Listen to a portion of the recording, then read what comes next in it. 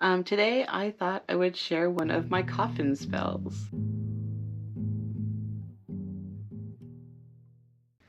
So the idea of coffin spells is where you're going to put something to rest, right? Rest in peace. So it's a really simple concept. It is where you're going to banish something from your life that either it's a bad habit and you don't want it anymore, or it's something that's just kind of lingering in your life and you're ready for it to just finally be gone, right? I'm done with it. So the most important part is just having a really keen awareness of yourself, where you are, and what it is that the intention is on why you are letting this go. Remember, if you are doing any kind of banishing spells and you are adding rage to it, you're not exactly at the end of letting it go yet. You have to have complete neutrality with whatever it is that you're ready to let go of. There are other spells out there for working through the emotions of rage and feeling wronged or whatever it is before we get to a true banishing spell, at least for a coffin spell. Okay, so what I have here today is my really old coffin box that I got so long ago. The latch is broken. I had printed something off, added some glitter that has, yeah, so you can tell. Okay, so the inside, again, I just added glitter. It makes me think of the stars, it makes me think of the nighttime, and so that is what the inside is. Again, this is so old.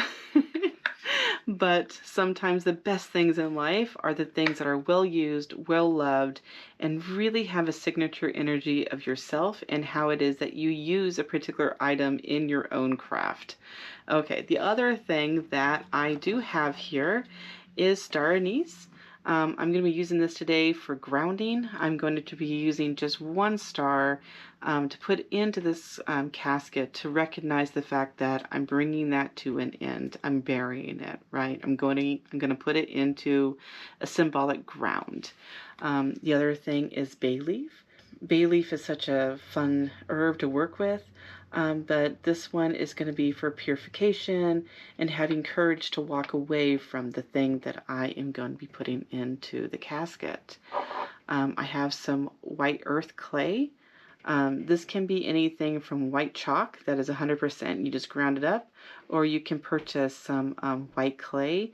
I've seen it a lot of times being sold when you're going to like make your own makeup, or you're making like your own, what is the word I'm looking for? Where you're making like your own clay face masks and things like this. So you can buy that wholesale usually. And then the other thing, which for me is the most important part, are rue, leaves and sticks and bits. So rue is incredibly good for protection, for purification, and cleansing something. And then the most important part are little slips of paper to write out your intention, what it is that you're getting ready to bury. And then I prefer to always use a lead pencil just to have that extra energy of lead, of grounding things, of putting things away. Okay, so let's get started. So the casket can be any kind of a box. It helps me visualize when I use the shape of a box that is in a casket that I am binding something, that I'm grounding it, that I am letting it go. So that is kind of the idea.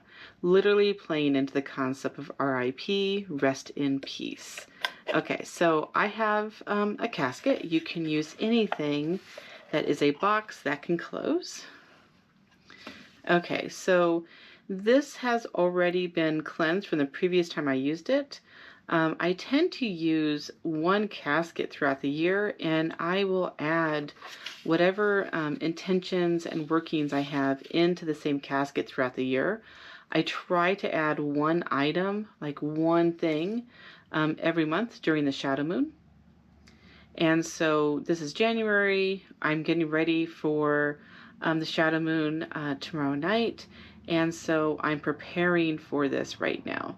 That's just the way I do it. There's no right or wrong way to do it. Whatever works for you is going to be awesome. Okay, so I have my box, and I'm going to write out my intention on a slip of paper. So this is just standard cardstock paper that you can get at any crafting or office supply store. I picked this one up at Michael's. It is kind of the cardstock that is ready for like printing off invitations or things like this. It's like $3 for 500. It's really affordable, and it lasts me for years, one package. So that's what I use. And I'm going to go ahead and write my intention on this paper. So this is something that I'm ready to let go of, that say I've been doing the shadow work, or I have been doing whatever healing process I need that has brought in a focus of something in my life, a behavior, an ideology, say an old way of doing things, whatever that is, of letting go. Okay, so I now have it in here, and I've did the first square. So when you are folding things, if you want something to go away from you, then you fold it away from you. If you're trying to attract something to you, you would then fold it towards you. That is an old way of doing things. I'm not sure where I picked that up. I think my mom did it, but okay, whatever. It's just the way that I do it. So I have my one slip, and I am now going to fold it that third time. I try to do a lot of things in threes. There are many, many reasons why. One day I should probably make a video talking about the three symbolism. We'll see. Okay, so I'm going to put that there just to have it in the ready. So I am going to start by adding white clay earth. All right, so I am going to go ahead and add this in here. So this is to symbolize kind of an ash to ash, dust to dust concept. Okay, so you can see it doesn't take a whole lot. And I'm going to add that in here as a foundation to my casket spell. It's going to help everything connect with the fact that this is an end of things, okay? So this can symbolize, say, bones that over time they just become powder. We all end up being recycled. And so this is kind of that symbolism of the foundation of the casket spell. So then you can add various other herbs. So you saw I had the rue and the star anise. I'm also going to add parsley. So parsley has a lot of energy with death. There's actually an old herbal saying that it is believed that parsley needs to go down to hell, down to the devils, at least 9 times before it can grow back. So you need to sow it 9 times before you get a good harvest of it. That's kind of just this old idea and understanding that sometimes things take time to mature. Things take time. It has to go through a process. And in that process, we have the option to learn about things or to walk away from it. If you grow parsley in your garden, you might get a good yield the first year when you first put it in, but your best yield is going to come after years of nurturing this plant.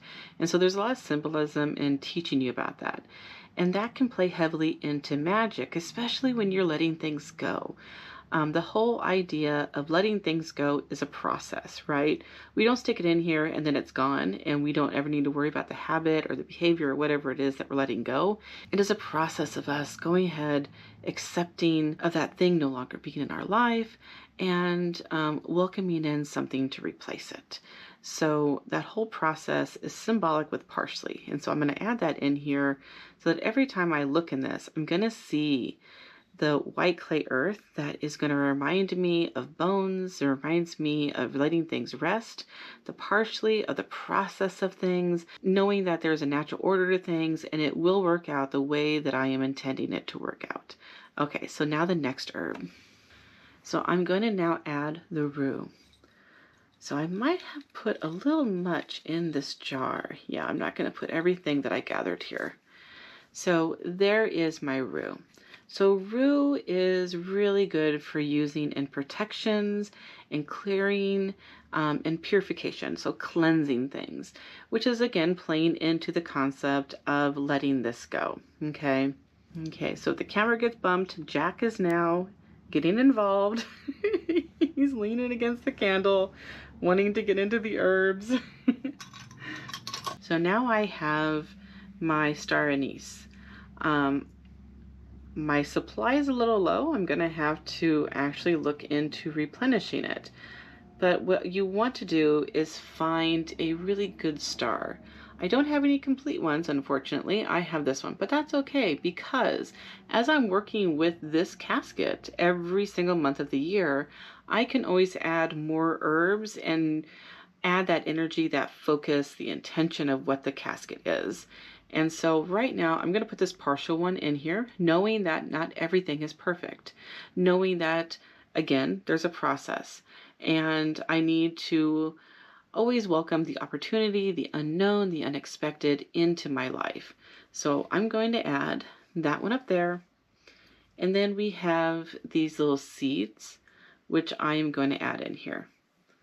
So of course, seeds welcome the opportunity of growth, of change, and a lot of this is focusing on letting things go so that I have the space in my life for new growth, for new habits, for new behaviors. Okay, I'm just going to add a couple more. So now we have, I'm going to tilt that up so you can see a little bit better. And now we have our bay leaf. So these are some really large bay leaves that I have ordered, which if you don't know about bay leaves, so bay leaves are kind of the all and everything herb. We can use it for luck, for wishes, for like doing like balanced home spells, protection spells, purification spells, and also for courage. I use bay leaves a lot for courage, for self-acceptance, for understanding the process, the growth, for letting things go, of course, because of the casket spell today, but also for knowing that I am worthy of the spell that I am weaving. Whatever energy it is that I am working on right now, bay leaves help me with the courage, which ties into the protection, which ties into whatever the working is that I am doing. So I am going to use a pencil. It doesn't show up very well for the camera when you use pencil on a leaf, but for yourself is what the importance is.